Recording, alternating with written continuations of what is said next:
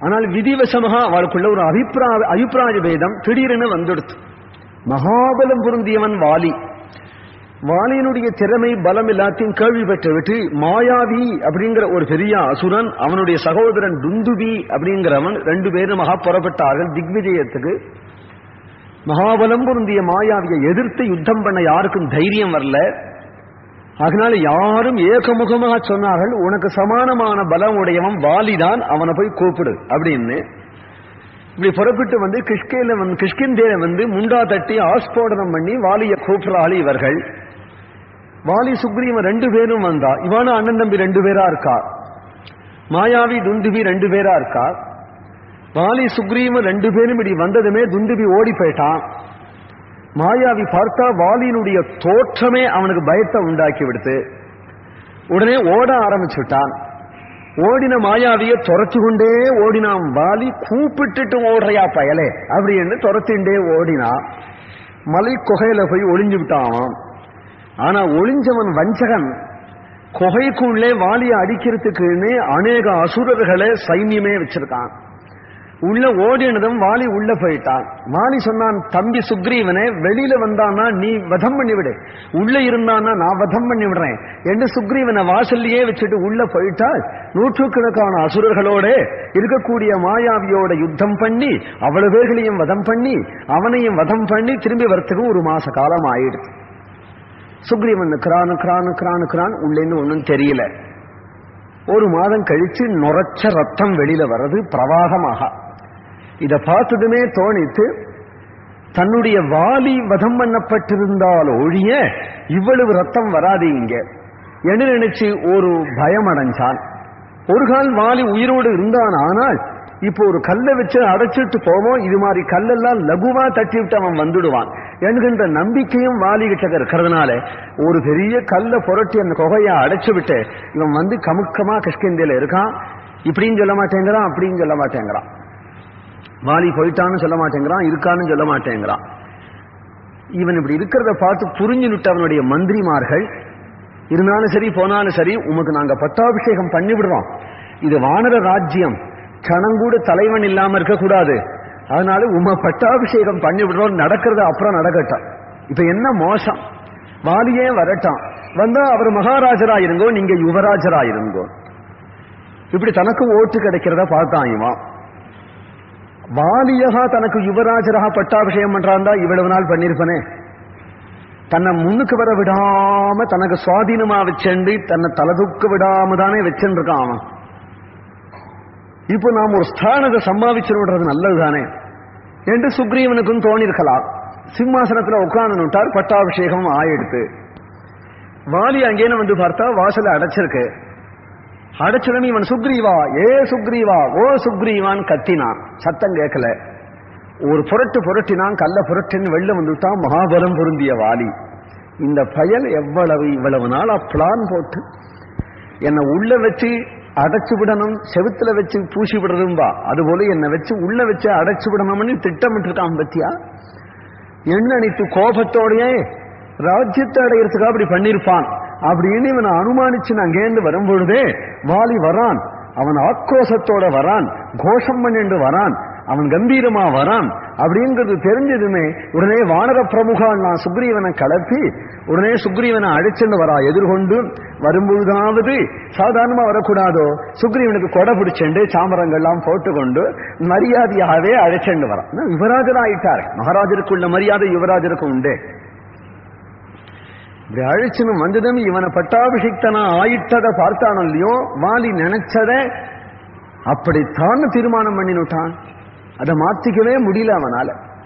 தன்னை வஞ்சனை பண்ணி ராஜ்யத்தை புடுங்கிறதுக்காக இந்த பய தன்னிடத்துல துவேஷம் உடையவன், தன்னை கொண்டு விட்டு ராஜ்யத்தை புடுங்கிறதுக்கு திட்டமிட்டவன், இந்த பயலை எப்படி நம்புறது என்று அடியோடு மாறிவிட்டான் வாலி. அவன் பட்சத்துல பேசுறதெல்லாம் எடுபடலே வாலியின் இடத்துல. சுக்ரீவனுடைய சகல சொத்துகளையும் புடுங்கினான். செம்மையா அடிச்சான், உதைச்சான். அவனுக்கு ஒத்த வேஷ்டியோட வீட்டை விட்டு துரத்தி விட்டான். வீடு வாசல் ஒண்ணு கிடையாது. கதி இல்லாம இவன் ஓடினா எங்கேயோ வெளிநாட்டுல போய் உட்காந்துருக்கான். அப்படின்ன போதிலும் கூட அவன் எங்க இருக்கிறான்னு தெரிஞ்சு அங்க போய் எங்கெங்கடா உட்காந்துருக்கேன்னு அடிப்பான். இப்படி எங்கேயும் அவனை அனாமதேயமா ஆக்க பார்க்கிறான். கொன்னுட்டாலும் தேவல, கொல்லாம வச்சிருக்கான். ராமகைங்கரிய பாக்கியம் அவனுக்கு இருக்கிறதுனால இப்படியும் அப்படியும் இப்படியும் அப்படியும் இப்படியும் அப்படியுமா லோகம் பூரா இவன் சுத்த லோகம் பூரா வாலியும் வந்து இவனை அடிக்க தங்குறதுக்கு இடமில்லாம இப்படி திண்டாடின்னு இருந்து இப்பொழுது வாலி பயம் இல்லாம இங்கதான் வந்து தங்கியிருக்கேன்னு சொல்றா. உடனே ராமர் கழுக்கிறார், அப்படி அடிச்சான் அப்படி ஓடினேங்கிறியே, கூப்பிடு தூரத்துல கிஷ்கிந்த இங்க வந்து இருக்கேன் சௌக்கியமா அப்படிங்கிறியே, இப்ப வந்து இங்க மட்டும் எப்படி இருக்க முடிஞ்சது சொச்ச கதையை சொல்றான். எப்படி இருக்க முடிஞ்சதுனால் அந்த மாயாவினுடைய தம்பி துந்துபிங்கிறவன் அப்புறம் 2 நாள் கழிச்சு யுத்தத்துக்கு வரான். ராத்திரி 12 மணிக்கு ஒரு பெரிய மகிஷாசுரனாக ரூபம் எடுத்துண்டு, எரும மாட்டு ரூபம் எடுத்துண்டு கிஷ்கிந்த கோட்டை வாசல வந்து ராத்திரி ஸ்வரம் வச்சாலே பார்க்கணும். இவனுடைய சப்தம் கேட்டது அங்கேருந்து புறப்பட்டு வரான் வாலி கர்ஜனை பண்ணி கொண்டு. இப்படி வந்து பார்த்தான், கோபம் வந்து எடுத்த வாலிக்கு ஒரே குத்து குத்தினான். இந்த துந்துபி செத்தான். யானை மாதிரி இருக்கான் அந்த துந்துபி. அவனுடைய வாலை பிடிச்சு சுழட்டி தூக்கி எரிஞ்சான். மதங்க மகர்ஷி ஆசிரமம் கிட்டக்கதானே, அவர் அங்க ஜபம் பண்ணிட்டு உட்காந்துக்கிறார். அவர் எதிரில் போய் மொத்துன்னு விழுந்தது. ஒரு கண்ணை திறந்து பார்த்தா ஒரு எரும மாடு செத்து விடுறது ஒசர்க்கேந்து. எப்படிதான் விடுறது நிமிர்ந்து பார்த்தா அந்த மலை இடுக்கல இருந்து தலையை நீட்டினான் வாலி. வாலியினுடைய சேஷ்டை இது அப்படின்னு தெரிஞ்சதும் இந்த பயல் வாலியினுடைய சேஷ்டை அதிகமாயிடுச்சு நம்ம ஆசிரம சன்னிவேசங்கள்ல. இனி இந்த பக்கம் வாலி தலை காட்டுவான், ஆனால் மண்டை வெடிச்சு சாவான் அப்படின்னு சாபம் விட்டுட்டார் இவர். வாலிக்கு வேண்டியவாள் 4 பேர் போய் சொல்லிவிட்டா வாலிகிட்ட. அன்றோட அந்த நிமிஷத்தோட இங்க வரத அவன் நிறுத்தினான். சுக்ரீவனுக்கு வேண்டியவா 4 பேர், சுக்ரீவன் எங்கேயோ போய் இருக்கிறானே, அவங்கிட்ட போய் தங்கறதுக்கு ஒரு இடம் இருக்கு, இங்க வா அப்படின்னு அழைச்சிட்டு வந்து ராத்திரியை ஜாக்கிரதையா கொண்டு இங்க விட்டுட்டாங்க. இந்த பார்டரை விட்டு வெளில போகாத. என்ன அர்த்தம் இருக்குன்னா, உலகம் பூரா கதி இல்லைன்னு ஆனாலும் கூட பகவான் ஒரு ஜீவனுக்கு எங்கேயோ ஒரு இடம் வச்சுதான் இருப்பான். அதனால எனக்கு கதி இல்லை அப்படிங்கிறது பகவான மறந்த காலத்துலதான். பகவான் ஒரு இடம் எங்கேயோ வைக்கதான் வைப்பான். ஒரு இடம் எனக்கு கிடைச்சு விடு, இந்த இடத்துல நிம்மதியா இருக்கு. சில சமயம் இப்படிலாம் ஆச்சுபத்தியா நம்ம கதை அப்படின்னு நினைக்கும் பொழுது அவருக்கு தோண சர்வஸ்வமும் ஹனுமான் தான். ஹனுமான போல இந்த சில வானரால் இருக்கா. அந்த வானர்கள்லாம் கூட இருந்து கொண்டு ஆஸ்வாசப்படுத்துவா சுக்ரீவனை. சுக்ரீவனா இஷ்டப்படி வெளில போக முடியாதா, அதனால அவர்கள்லாம் போய் இவனுக்கு வேண்டிய காய்கனைகள் எதெல்லாம் வேணுமோ தாங்களும் சாப்பிட்டுட்டு சுக்ரீவனுக்கும் கொண்டுன்னு வந்து கொடுப்பா. சுக்ரீவனோட சிநேகமாவே இருந்தார். சுக்ரீவனுடைய விற்த்தாந்தத்தை திருப்பி சொன்னதும் ஸ்ரீராமர் இதை கேட்டார். சுக்ரீவன் மேல தப்பு இல்லை, வஞ்சனதான் இது. வாலியினிடத்துல சரணாகதி பண்ணினான். வஞ்சனை பண்ணணும் அப்படின்னு இருந்தாக்க நீர் உள்ள போனதுமே வச்சு அடைச்சுட்டு வந்திருப்பேனேன்னா. 1 மாசம் காத்துட்டு இருந்தானே, அப்படி வஞ்சனை பண்ணணுமானா உள்ள போனதும் வச்சு அடைச்சுட்டு வந்திருக்க மாட்டானா? தவறுதல் அண்ணா, நான் ஏதோ தவறி பண்ணிவிட்டேன், உங்ககிட்ட உள்ள அப்பேற்பட்ட பக்தி எனக்கு இப்பொழுதும் இருக்கு என்று, சரி தவறுதலாவே இருக்கட்டும், உம்மை சரணாகதி பண்றேன், என் தோஷத்தை மன்னிச்சு விடு என்றெல்லாம் கேட்டும் கூட, ஆனால் அவனை நிராகரிச்சு இத்தகைய கஷ்டத்தை ஆளாக்கினான், கதி இல்லாம வச்சான் அப்படின்றதும் உடனே ஸ்ரீராமர் சொன்னார், சிநேகிதனுக்கு சிநேகிதன் கடமைப்பட்டிருக்கேன், உன்னை நான் வாழ வைக்க வேண்டிய அவசியம் எனக்கு உண்டு. அதனால சத்தியமாக சொல்றேன், சத்தியத்துக்கு எது பிரமாணம்னால் சத்தியத்தின் மேல சத்தியமாக சொல். இதுவரையிலும் ஆண்டுத்தம் நோக்த பூர்வம் மேன சவக்ஷிகே கதாச்சன, தவறி கூட நான் சப்பனத்துல கூட அசத்தியம் சொன்னது இல்லை. சர்வ பரித்தியாகம் பண்ணிவிட்டு இப்பொழுது நான் இருக்கிறதே சத்தியத்துக்காதான். இனிமேலும் சத்தியத்தை தான் நான் பரிபாலிப்பேன். அத்தகைய சத்தியத்தின் மேல ஆணை செய்கிறேன், சுக்ரீவா வாலிய வதம் பண்ணி கிஷ்கிந்தையில உன்னை சாம்ராஜ்யாதிபதியாக பண்ணுவேன். துள்ளி எழுந்திருக்கலையா சுக்ரீவன். அப்பொழுதும் தலை தொங்க போட்டு இருக்கிறான். ஏன்பா நீங்க இப்படி சொன்னதே எனக்கு ராஜ்யம் கிடைச்சது மாதிரி. என்ன இப்படி சொல்ற? நீங்க அப்பேற்பட்ட ஒரு அருமையான நண்பனே நான் என்னுடைய சுயநலத்துக்காக வாலிகிட்டுக்கு அனுப்ப இஷ்டப்படலே. அட இப்படி சொல்றியே, நான் அதுக்காகத்தானே இருக்கேன், உனக்கு காரியத்தை சாதிச்சு கொடுக்கிறதே என்னுடைய லட்சியம் அப்படி நீ நினைக்கலாம். ஆனால் மகாமூர்க்கன் வாலி, அவனிடத்துல உங்களை பலி வாங்க நான் இஷ்டப்படல. அடக்கெடுத்தானே, அப்படி ஒண்ணும் இல்லப்பா, எனக்கு பயப்படாத, நான் எப்பேற்பட்ட காரியத்தையும் சாதிக்க வல்லவன், அப்பேற்பட்ட திறமை எனக்கு உண்டு. இப்படி பார்த்தா திறமை உண்டுன்னு தான் தோன்றதாம் அவனுக்கு. அப்படி பார்த்தா என்னவோ ஏதோன்னு தோன்றதான்.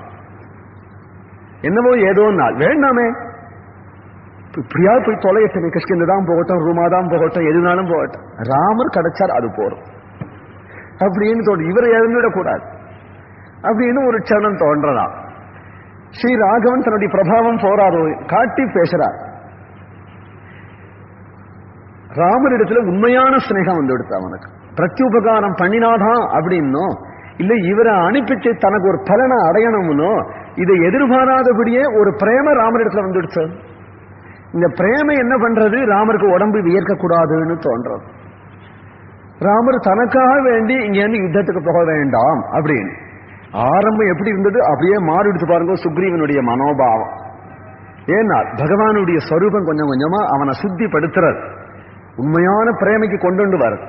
எனக்கு பிரயோஜனப்பட்டாதான் ஸ்நேகம் அப்படிங்கிறது போகி, என் சிநேகிதன் சமப்படக்கூடாது, என் சிநேகிதன் எனக்காக இல்லை, என்னுடைய சௌக்கியத்துக்காக இல்லை, அவர் சௌக்கியமா இருக்கணும் என்று நினைச்சு கொண்டு அது தனக்கு வேண்டாம்னு நினைக்கிறானே இவன்.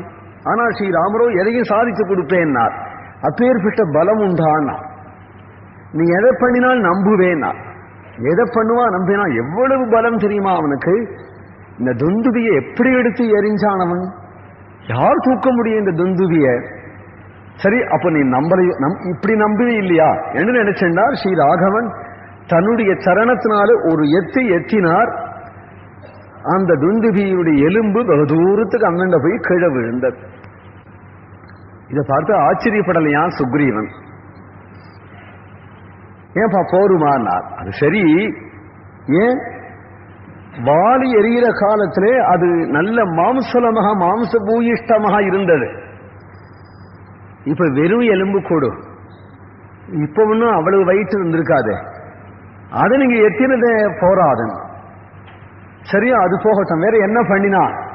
அடேப்பா, அவன் இந்த சப்த சால விரட்சங்களில் ஒரு சால விரட்சத்தை இப்படி பிடிச்சு உலுக்குமா, உலுக்கினா பச்சை மரமா இருக்கக்கூடிய அந்த மரத்துல உலுக்கினா அந்த இலையெல்லாம் கீழே உதிரும். அப்பேற்பட்ட பராக்கிரமம் அவனுக்கு உண்டு. அப்படியானால் இந்த சால விருட்சத்தை நீங்க தொலைச்சு காண்பிச்சேனால் உங்கள் பானத்துக்கு அவ்வளவு பராக்கிரமம் உண்டுன்னு நான் நம்புறேன். உடனே ஒரு பானத்தை எடுத்தார், பிரயோகம் பண்ணினார். ஒரு சால விருட்சம் இல்லை, 7 சால விருட்சங்களையே சரன்னு சொருக்கி கொண்டு போய் 7 குலாச்சனங்களை தொலைச்சு 7 லோகங்கள்ல சுத்தி 7 சமுத்திரங்கள்ல மூழ்கி ராமருடைய அம்புராத்தோணிக்கு வந்துடுத்தான்.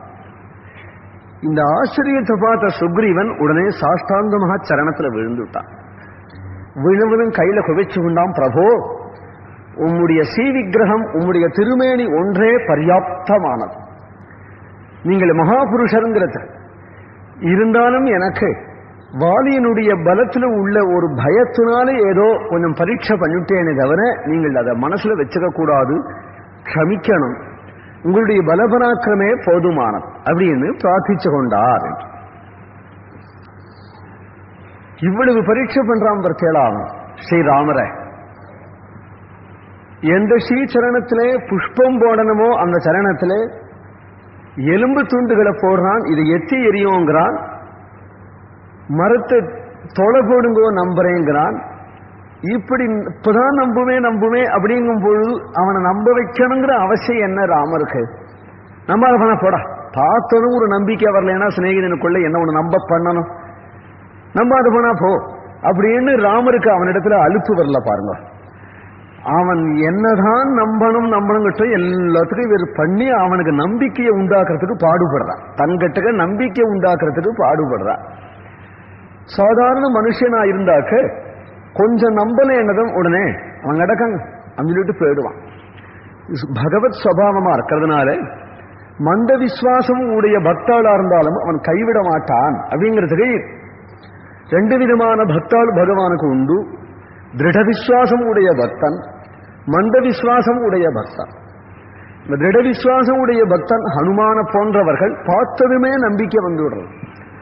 மந்த விசுவாசம் உடையவர்களுக்கு பார்த்ததுமே அவ்வளவு திட நம்பிக்கை வராது, பழகி கூட திட நம்பிக்கை வராது, அடிக்கடி அவநம்பிக்கை கூட வந்துடும். ஏன்னா இவ்வளவு பக்தி பண்றோம், ஆனா இவ்வளவு கஷ்டப்படுறோமே, பகவான் இருக்கிறாரா, இருக்கிறது வாஸ்தவம் தானா, இது இருக்கிறதாவே இருக்கட்டும், அது கருணை இருக்கிறது வாஸ்தவம் தானா, இப்படி எல்லாம் மந்த பக்தாளுக்கு சரியா அப்படியே நாஸ்திகாலும் போயிட மாட்டா, மறுபடியும் கோவில்ல வந்து கை குவிச்சென்றிருப்பா. இவர்கள் மந்த விசுவாசம் உடைய பக்தர்கள். பகவான் திடபக்தன் மந்த விசுவாசம் உடைய பக்தன் இந்த ரெண்டு பேரையும் எப்படி நினைக்கிறான்னா, ரெண்டு பேரையுமே சமமாக நினைக்கிறான் பகவான். இந்த ரெண்டு பேரையும் சமமா நினைக்கலாமுனால் பிரகலாதனும் சமம்தான், அஜாமிளனும் சமம்தான் சொல்லுவேனே. எப்பொழுதும் நாராயண ஸ்மரணம் பண்ணிட்டு இருந்த பிரகலாதனும் அவனுக்கு சமம்தான். காதாஜித்கமகா கடைசி காலத்துல நாராயணான் கூப்பிட்டு அஜாமிளனும் சமம்தான் பகவானுக்கு அப்படிங்கிறது பகவானுடைய சபாவத்துக்கு. அது எப்படின்னா, ஒரு குழந்தை நன்னா அழகா முத்து முத்தா வடுக்குன்னு பேசுறான், அப்பவும் தாயாருக்கு சந்தோஷமா இருக்கு. ஒரு குழந்தை மழலை முற்றாத ஈழன் சொல்லால பேசுறான், அவனை கண்டு சந்தோஷம் உண்டாகிறது. இது மழலை தானே பேசுறது, அபத்தமா பேசுறதுன்னு கோபம் வருதில்லை. ஒரு குழந்தை குடுகுடுன்னு வீசி நடந்து ஓடி வரான், அவனை கண்டு சந்தோஷம் உண்டாருது. இன்னொரு குழந்தை இப்பதான் தத்தகா புஸ்தகான் தளர் நட நடக்கிறது, அதை கண்டு சந்தோஷம் உண்டார்.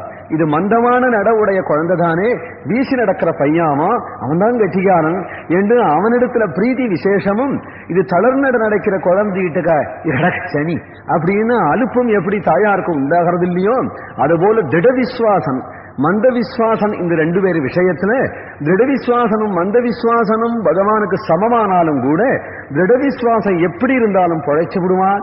இந்த மந்த விஸ்வாசனத்தான் முள்ள தூக்கி விடணும் என்று நினைச்சு நமே பக்த பிரணசியதி என்று இவனுக்கு பரிஞ்சுண்டு போய் இவனை அபிஜேத் சுதுராச்சாரா பஜதே மாம் அனன்யபாகு சாதுரேவ சமந்தவ்யா என்றெல்லாம் இவன் விஷயமாகத்தான் பகவான் சொல்றார் கீதையில. அத்தகைய மந்த விஸ்வாசம் பண்ணினார். அதனால சொல்றார் விபீஷண சரணாகதி கட்டத்திலையும் ரெண்டு விதமான சரணாகதனை சொல்லி ஆர்த்தோவா திருப்தோவா அப்படின்னு ரெண்டு சரணாகதனை சொல்றார். யார் திட விஸ்வாசத்தோடு எங்கிட்ட வந்தாலும் சரணம்னு சொல்லிவிட்டு மந்த விஸ்வாசத்தோட இருந்தாலும் இந்த ரெண்டு பேரையும் கைவிட மாட்டேன் அப்படிங்கிறது பிரபுனுடைய சங்கல்பம். ஆனால் திட விஸ்வாசம் வேணும்னு சில சமயம் ஜோர் கொடுத்து நாம் பேசுறதெல்லாம் பிரவச்சனத்துல மந்த விஸ்வாசத்தை உற்சாகப்படுத்துறதுக்காகவே தவிர, ஆனால் கைவிட்டுடுவான் பகவான்கிற காரணத்தால இல்லை. அல்ப விஸ்வாசம் இருந்தாலும் பகவானோட அனுகிரகம் சத்தியம்.